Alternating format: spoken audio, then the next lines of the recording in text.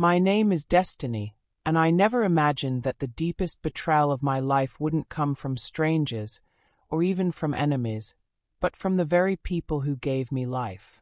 I remember the day of my son's funeral with the kind of clarity that only pain can carve into your memory. The sky was gray, heavy with clouds that felt like they might burst at any moment, though not a single drop of rain fell. The air was still, suffocatingly so, like the world itself had gone silent in reverence for the little boy we were laying to rest. I sat in the front row, hands clenched in my lap, holding the small silver locket that carried his picture. My chest was hollow, my body numb. My son, my sweet boy who had fought so bravely, was gone. The pastor's words blurred in my ears, floating over me like meaningless sounds because nothing could touch the reality of what had happened. But it wasn't just his absence that hollowed me out. It was the empty chairs just a few feet away. The ones that should have held my parents. The ones where I expected, even in the darkest moment of my life, that my family would stand beside me. They weren't there. I glanced back again and again, half expecting to see them rushing in late, ashamed at having missed the start. But each time my eyes scanned the crowd, those chairs remained vacant. My parents didn't show. My sister didn't show. The people who should have been my support, my anchor, abandoned me on the day I buried my child. That was the moment something inside me broke, not just from grief, but from betrayal so sharp it cut deeper than any knife. After the service, people came up one by one, offering condolences, murmuring words about his in a better place and time will heal. I nodded, smiled tightly, accepted their embraces. But inside, I screamed. Nothing would heal this. Nothing would undo the image of lowering a tiny coffin into the earth. Nothing would erase the emptiness beside me where my parents should have been. I drove home that evening in silence, the radio off, my body trembling. Every mile felt heavier than the last. I had lost my son. I had lost my husband years before to illness. And now, in the moment I most needed family, I had lost them too. In the weeks that followed, I clung to survival.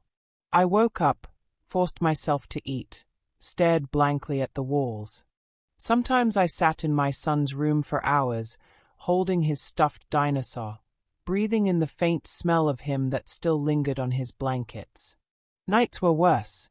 Sleep came in fragments, torn apart by nightmares of hospital corridors and beeping machines. But even in those bleak weeks, a part of me thought, maybe they'd call. Maybe they'd come by with flowers, an apology, some explanation for why they hadn't been there. Maybe I'd hear the doorbell and see their faces, softened with regret. Instead, one afternoon, a knock at my door shattered the fragile hope I'd been nursing. I opened it, expecting a neighbor or a delivery. Instead, my parents stood there, their faces composed, almost rehearsed. My sister lingered just behind them, her arms crossed, her expression smug. "Destiny," my mother began, her voice smooth, almost sweet. "We need to talk about something important." For a brief second, I thought maybe this was it, the apology, the explanation. But then my father held out a stack of papers, neatly clipped together, the kind of documents that reeked of legal formalities. My stomach dropped before I even looked at them. "What is this?" I asked, my voice barely above a whisper. "It's for your own good," my father said firmly. "A petition. Guardianship. We're just trying to protect you." I scanned the first page, my hands trembling so violently I could hardly keep the words in focus. It was an emergency guardianship petition. They were asking the court to declare me mentally unfit to manage my own affairs. My throat tightened as I stumbled over the words. You're trying to take control of me." My sister stepped forward then, her lips curling into what might have been mistaken for concern by anyone who didn't know her. "Destiny, It's not like that. You're grieving. You're unstable. You can't be expected to handle everything right now. We just want to help. But then I saw it, buried deeper in the pages. A line about the trust fund. The $850,000 my late husband had painstakingly built, setting aside every cent to ensure our son's future would be secure no matter what happened. I blinked hard, unable to believe what I was reading. This isn't about helping me, I whispered. This is about the money. My sister didn't even flinch. In fact, her eyes gleamed. It's not just money, Destiny. It's opportunity. My wedding is coming up, and it's going to be the most important day of my life. The family deserves to celebrate. It's what he would have wanted. The words landed like poison in my chest. My son's legacy, his trust, his future, twisted into a funding plan for her lavish wedding. My dead child's name being used to justify flowers and champagne and designer gowns. I stared at them, my breath shallow, my heart pounding so loudly it drowned out every sound around me. You ignored his funeral, I finally said, my voice breaking. You couldn't even be there when I buried him. And now you show up, not to comfort me, not to grieve with me, but to steal from him. My mother's face hardened, her sympathetic mask slipping for just a moment. We're not stealing. We're making sure the money doesn't go to waste. You can't handle it. You've always been fragile. This way, at least it benefits the family. Family. The word burned on my skin like acid. I wanted to scream, to throw them out right then, but grief and shock pinned me in place. I stood frozen in the doorway, the papers clutched in my hands, my son's legacy suddenly reduced to a bargaining chip for centerpieces and catering halls. That night, I sat on the floor of my son's room, the papers spread out around me. I traced his name on the trust documents, tears streaming down my face.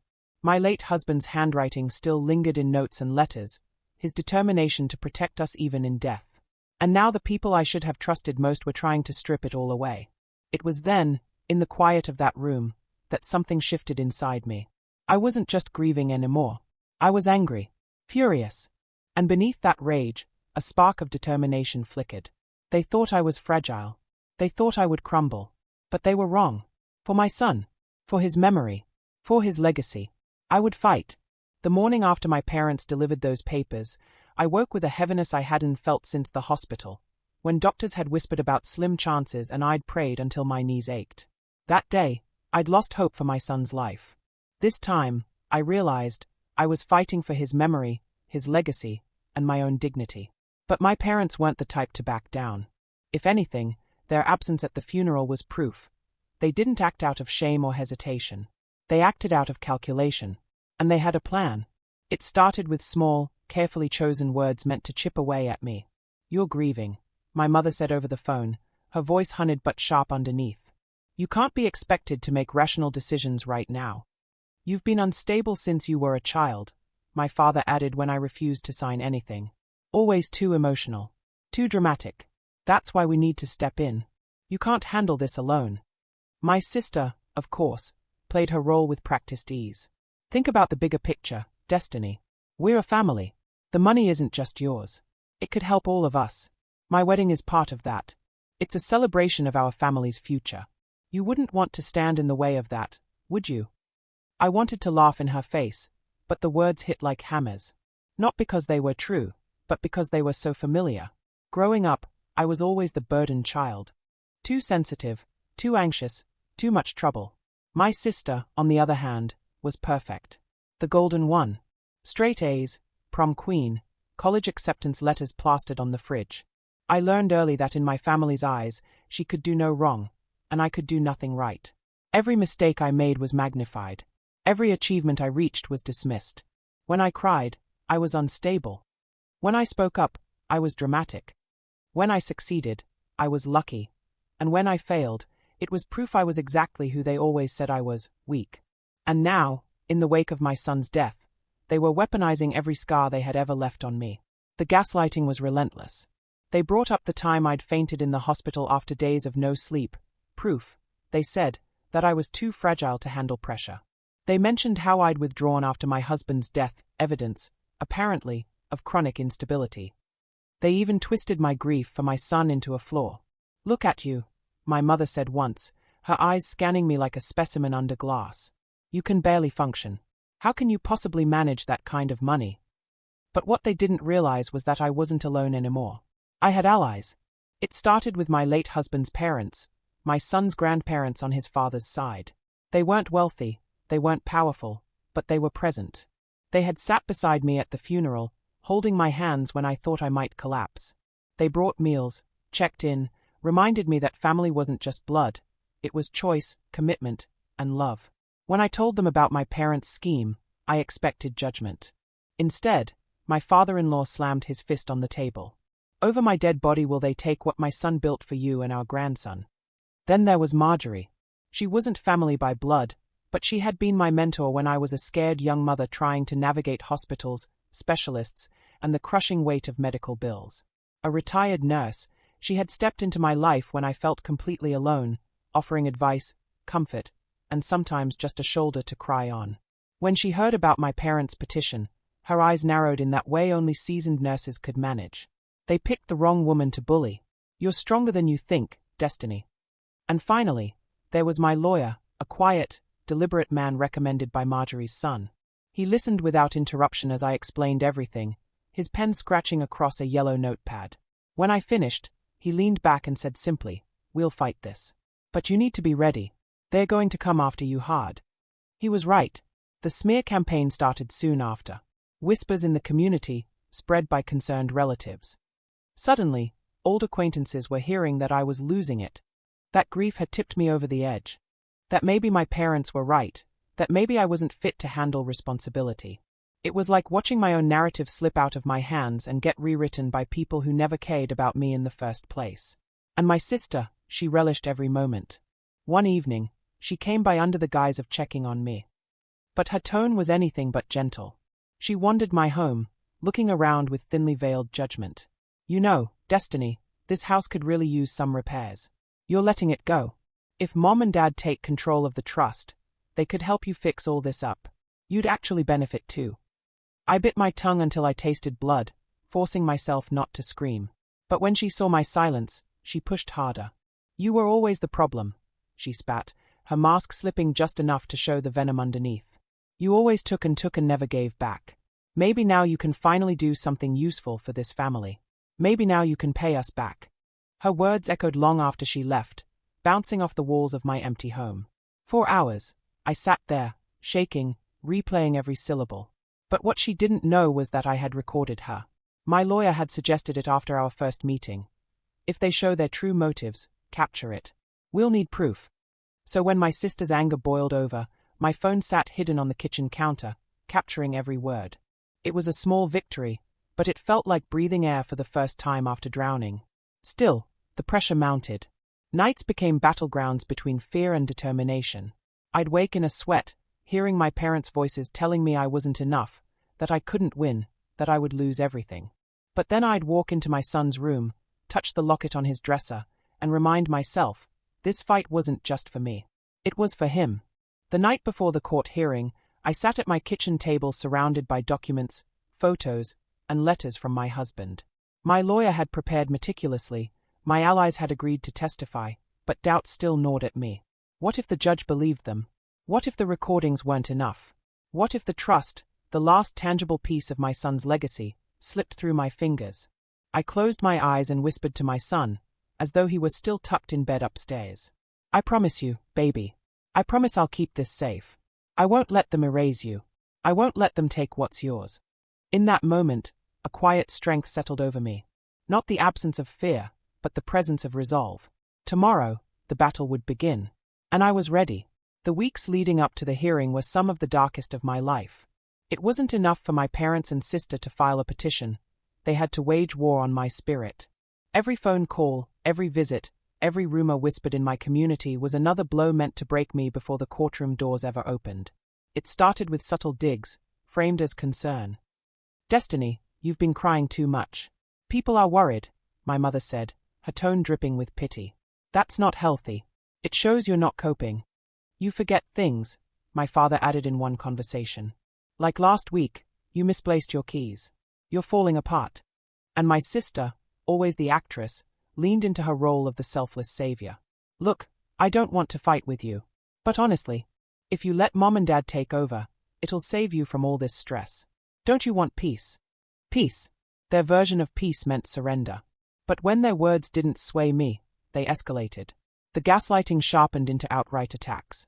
One night, my mother showed up at my door uninvited. Her eyes scanned my face like she was memorizing every line of exhaustion. Do you even hear yourself when you talk? You sound unstable. You need help, Destiny. We're trying to give it to you. Why are you fighting us? Another time, my father raised his voice, something he rarely did. You're ungrateful. After everything we've done for you, you treat us like villains. We're trying to protect the family. You've never cared about anyone but yourself. The irony was suffocating. They hadn't lifted a finger for my son, not even at his funeral, and now they dared to paint themselves as martyrs. But it was my sister's words that cut the deepest. She cornered me in the kitchen one afternoon, her nails tapping against the counter like claws. She leaned in close, her voice sharp and venomous. You were always the problem, she hissed. You ruined everything for Mom and Dad. You drained them with your drama, your failures, your fragility. And now you've got this money sitting there like a golden ticket, and you think it's just for you?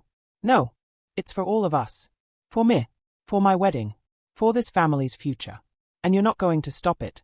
Her face twisted with anger, the mask of civility slipping completely. In that moment, I saw her not as the golden child my parents adored, but as a greedy stranger willing to desecrate her nephew's memory for a designer dress and an extravagant party. But what she didn't know, what none of them knew, was that my phone was on the counter, recording every vile word. Each confrontation became fuel for my case. Each slip of their mask was ammunition. And with every recording, I felt less like prey and more like a hunter, gathering evidence, waiting for the right moment to strike. Still, the pressure campaign didn't stop at my doorstep. I heard whispers in the grocery store, saw the sideways glances at church. People avoided my eyes, their conversations cutting off when I passed by. The narrative my parents had spun was working. I was the unstable daughter, spiraling in grief, unable to handle life.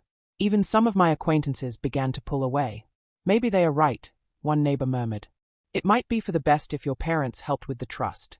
It was isolating, crippling, but in that isolation, I found clarity. I realized my family wasn't just trying to take money. They were trying to erase me, to reduce me to the caricature they'd built my whole life, fragile, broken, unfit. And I couldn't let them win. Late at night, I sat at my kitchen table with my lawyer, poring over every detail. He was meticulous, dissecting their claims piece by piece. They'll argue instability, he said, adjusting his glasses. So we'll counter with medical records, therapy notes, testimony from people who know you. They'll say you're alone, he added. So we'll show the support you do have, your husband's parents, Marjorie, others willing to testify. I nodded, though my stomach twisted with nerves. And the recordings? His lips curved into the faintest smile. Those are dynamite. If the judge hears them admit they want the money for a wedding, their entire case crumbles. For the first time in weeks, I felt a flicker of hope. But my family wasn't finished tightening the screws. A week before the hearing, I received a call from my mother. Her voice was icy, all pretense gone. Destiny, listen carefully. If you fight this, you'll regret it. We'll drag your name through the mud. We'll make sure everyone knows how unstable you are. You think you can win? You can't. We'll destroy you. She hung up before I could respond, leaving me trembling in the silence of my kitchen. That night, fear threatened to consume me. What if she was right? What if they did destroy me? I pictured the courtroom, my parents in their polished clothes, my sister on the stand, their lawyer tearing me apart piece by piece. I imagined the judge nodding along, declaring me unfit, stripping away the last piece of my son I had left. I couldn't breathe. I sank to the floor, clutching the locket around my neck, gasping like the walls were closing in. But then I remembered my son's face, his laugh, his tiny hand gripping mine, the way his eyes lit up when I told him bedtime stories. I remembered my promise at his funeral, that I would honor him, protect him, carry his memory forward. And slowly, my breath steadied. My fear turned into something else. Something fiercer. I stood up, wiped my tears, and whispered into the empty room. I will not let them win. Not this time. Not ever. The night before the hearing, I barely slept. I sat surrounded by photos of my son, letters from my husband, the recordings of my sister's venom, the testimony my lawyer had prepared. Each item was a weapon, a shield, a reminder that I wasn't powerless. I closed my eyes and spoke into the quiet. Tomorrow, I fight. For you. For your legacy. For the truth. And for the first time since my son's funeral, I felt something more than grief or fear. I felt ready. The courthouse smelled faintly of old wood and dust, like the air itself carried the weight of thousands of verdicts. My heels clicked against the marble floor as I walked, each step louder than the last in my ears. I clutched the strap of my bag so tightly my knuckles ached, but I kept my head high. Today wasn't just about me. It was about my son, about the promise I made him. Richard, my lawyer, walked beside me, calm as ever. Angela was just behind us, carrying her ever-present thermos of tea. And trailing quietly, steady as a stone, were my late husband's parents, Robert and Helen. Their presence was an anchor in the storm. As the courtroom doors swung open, I saw them. My parents, seated confidently at their table. My father in his tailored suit, back straight as if sheer posture could command respect. My mother, pearl earrings gleaming, her hands folded neatly on the table as though she were the embodiment of poise. And Victoria, my sister, sat between them, her hair styled, her smile rehearsed. She looked less like a grieving aunt and more like a bride waiting for her rehearsal dinner. When her eyes met mine, her lips curved in the faintest smirk. I sat at the opposite table, my team around me, and felt the divide in the room like a canyon carved deep and wide. Blood on one side, chosen family on the other. All rise for the Honorable Judge Margaret Keaton. A woman in her 60s entered, silver hair pulled into a bun so tight it looked carved from marble. She wore no smile, no softness, only authority. When she sat, the room sat with her. "These are serious allegations," she began, her voice echoing through the chamber. "This petition alleges that Ms. Destiny Walker is mentally unfit to manage financial affairs, specifically the trust established by her late husband for the benefit of her deceased son's legacy. I expect evidence, not speculation. Counsel for the petitioners, you may begin." My parents' attorney, Mr. Graves, rose with confidence. He was tall, sharp-featured, the kind of man who thrived on intimidation. He buttoned his jacket, turned toward the judge, and began. "Your Honor, this is a tragic case. A young mother has suffered the unimaginable, the death of her only child. Naturally, grief can take its toll. But in this case, grief has transformed into instability." He gestured toward me with careful sympathy, like a surgeon cutting while pretending to comfort. "Our petitioners, her family, only wish to help. They seek guardianship over the trust to ensure it is not mismanaged due to Ms. Walker's fragile mental state."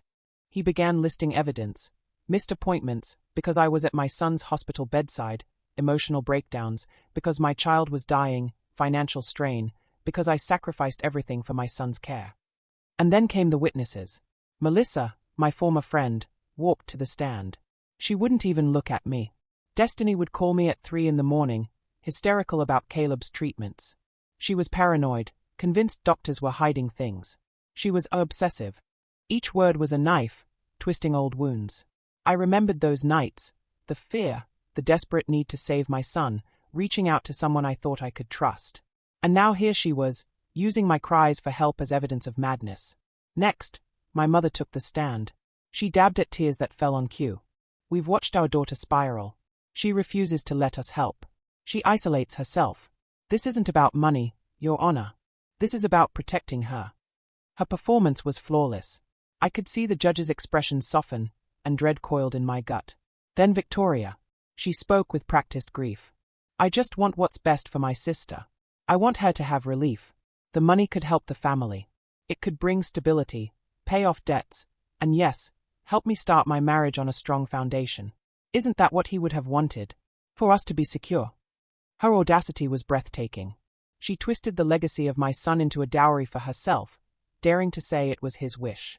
My hands trembled under the table, but I forced myself to stay still. By the time they finished, the air was thick with their lies, and for a moment, I feared the judge believed them. "Defense," Judge Keaton said, turning her gaze to Richard. He rose slowly, deliberately, as though he had all the time in the world. His voice was steady, confident. "Your Honor, what you have heard is not concern. It is calculation. What my client has endured is not instability, it is grief weaponized by those who abandoned her when she needed them most, only to return when money entered the picture. He called his first witness, Catherine Reynolds, the hospital records administrator. She confirmed what Richard already knew, that Victoria had accessed my son's medical records illegally, weeks after his passing. Gasps rippled through the courtroom. Next, Angela. She walked to the stand with calm dignity, her voice unwavering. I watched Destiny care for her son every single day. When Caleb was sick, she researched treatments, cooked special meals, told him superhero stories to ease his fears. She never faltered. Not once. If that is instability, then the world needs more of it. Then Robert, my late husband's father. His voice carried weight, deep and certain.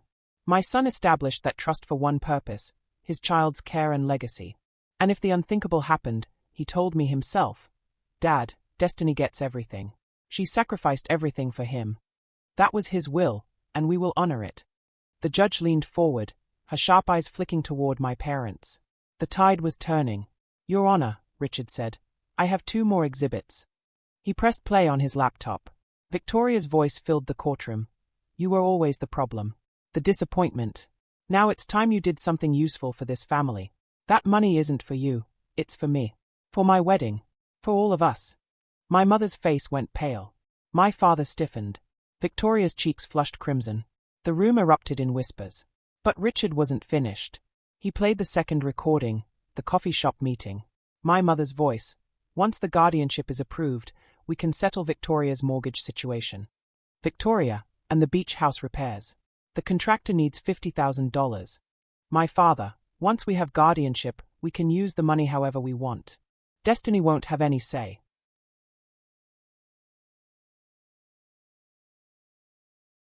The silence that followed was absolute. Not even Mr. Graves shuffled his papers. The judge called a recess. When she returned, her face was granite. I have reviewed the evidence. The petitioner's testimony is directly contradicted by documentation and recordings. What I see is not concern for Ms. Walker, but a coordinated attempt to exploit her grief for financial gain. This court finds no basis for guardianship. The petition is dismissed with prejudice. My breath caught. Dismissed. With prejudice. They couldn't refile. But Judge Keaton wasn't finished. Furthermore, I am ordering an investigation into possible perjury by Elaine and Charles Walker and Melissa Bennett. Their testimonies are in direct conflict with documented evidence.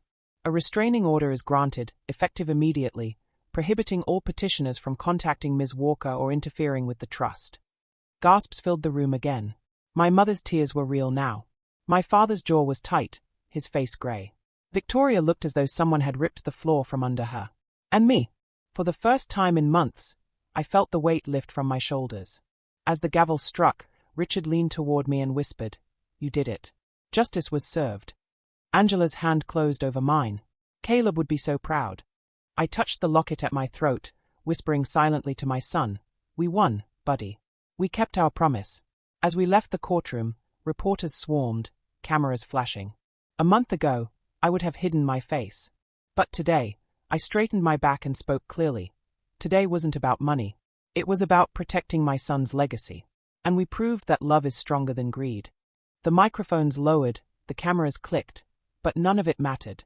What mattered was that the truth had been heard. What mattered was that my son's memory was safe. And for the first time since the funeral, I walked into the sunlight and felt like I could breathe again. The weeks after the courtroom battle felt like walking through the aftermath of a storm. The winds had died, the sky had cleared, but everywhere I looked, I saw debris, shattered trust, broken ties, memories of battles fought. I thought victory would feel like fireworks. Instead, it felt like exhaustion mixed with quiet relief. But slowly, life began to rebuild itself. A new chapter one morning, I woke up and realized it had been days since I last cried. That thought startled me more than anything. For months, grief had been a constant companion, clinging to me like a shadow. But now there were moments, small, fragile moments, where joy peeked through. I poured coffee and looked out at the garden. Sunlight spilled across the grass. A pair of robins darted between the branches, and for the first time in a long time, I noticed how beautiful the world could be when you weren't drowning. Angela stopped by later that morning. She carried a stack of papers in one hand and a carton of blueberry muffins in the other. You're not allowed to work without eating, she announced, setting both down on my kitchen table. I smiled. I didn't know I had work. You do now. She pushed the papers toward me. Non-profit registration forms. You said you wanted to start something in Caleb's name. The idea had been floating in my mind ever since the trial ended. A foundation, something to give back to other families navigating the impossible world of childhood illness. I wanted my son's name to live on, not just in my heart, but in something that helped others survive what we went through.